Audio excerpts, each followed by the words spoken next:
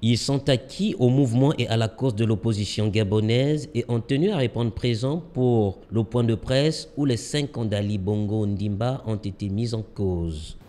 Depuis 2009, disais-je, Ali Bongo Ondimba n'a pas su amorcer la rupture promise au peuple gabonais.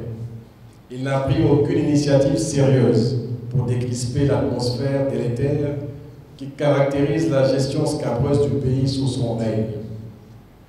Il est plutôt obsédé par la consolidation des mécanismes d'un régime autocratique et méprisant.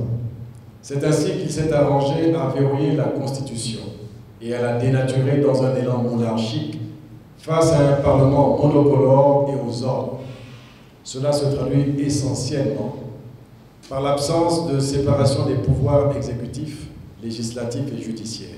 De la suspension des salaires des cadres et des leaders syndicaux en passant par la détention des étudiants et des violations des franchises universitaires, Paul-Marie Gondjou n'est pas allé du dos de la cuillère. L'interdiction faite à certains opposants de sortir du territoire national, j'en fais partie. Les interdictions des meetings et marches pacifiques de l'opposition.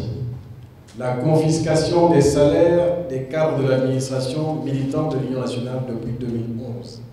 Pour Paul-Marie Gondjou, le Gabon s'enfonce chaque jour avec à l'affiche des grèves à répétition, des promesses non tenues, des fonctionnaires qui restent en poste, l'éducation qui se dégrade, l'Agence nationale des grands travaux qui échappe au contrôle du Parlement gabonais et bien d'autres malaises qui gangrènent la société gabonaise.